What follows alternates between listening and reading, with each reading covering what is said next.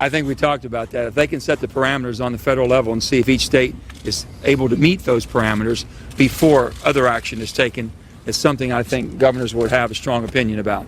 Should be done. Could you elaborate a little bit more, any of you, about the questions you posed to the president on health care and about his health care proposals released today, and also the significance of Thursday's event here in Washington on health care? Well, we talked about a lot of issues, and healthcare wasn't dominant, although it was certainly one of many that we discussed this morning. We talked about the need to find areas of common agreement. I don't know if any of you happened to see the discussion we had at our NGA meeting yesterday.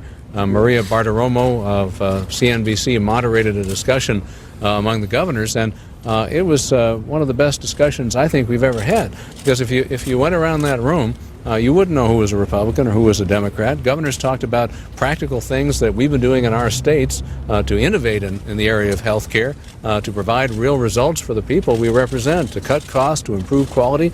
And so what we discussed this morning was finding some areas on which we might all agree, working together on a bipartisan basis, setting an example for Congress, as governors are doing, and see if we can't make some progress.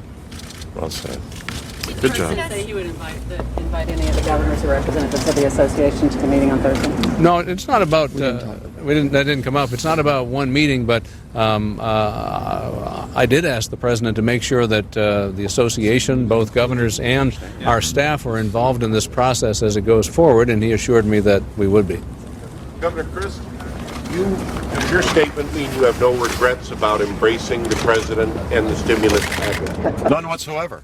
None whatsoever. In fact, I talked about it this morning. You know, I was raised by two parents who raised myself and my three sisters that you ought to treat other people with decency and civility, and I don't apologize for it at all. It was the right thing to do. We needed the money, and it saved 87,000 jobs in our state.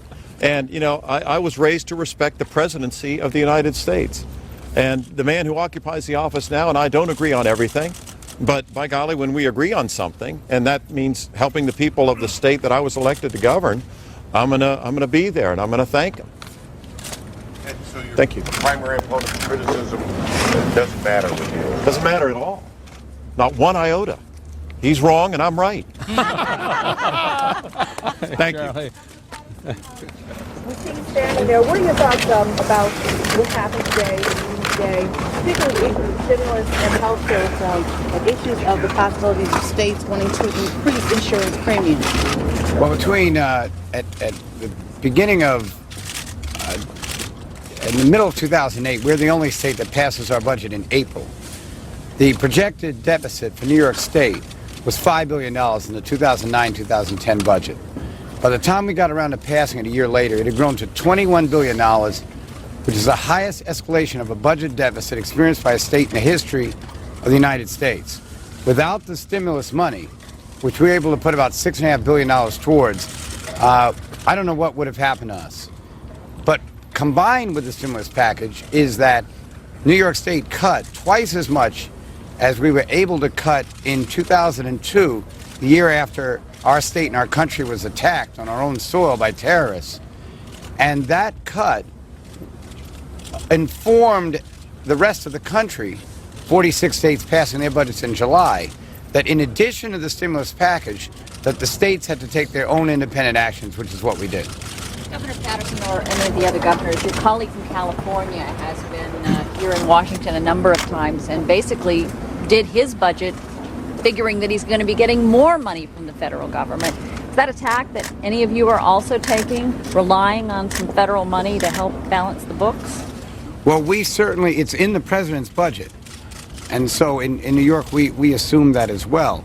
Now that's, it's not really assuming a fact that's not in evidence as much as it's a sense of where we would like to take our budgets without it. But obviously, if it doesn't come to fruition, then we're going to have to make even tougher decisions than we already have.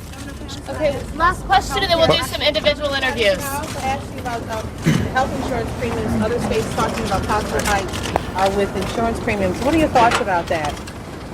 What was the question again? Healthcare reform, insurance premiums, the possibility of other states beyond California having insurance premiums rise, especially as the president presents this plan. What are your thoughts about that? Well, and it's an inevitability that that's the direction that it's going. But where we're moving is the whole idea that would really bring a lot of the costs down for a lot of the states would be to combine the dual eligibles, Medicare and Medicaid, where 17% of the Medicaid patients but are 40% of the cost. And if we did that, that would bring the premiums down. So a lot of things that this conference is discussing that inevitably will be presented to the president. And he was extremely sensitive to the problems of the states today. Well, thank you all very much. Thank you. Appreciate it. The governor's in town for the National Governors Association winter meeting. They're addressing a number of issues after the president's health care proposal was unveiled today. Some feedback.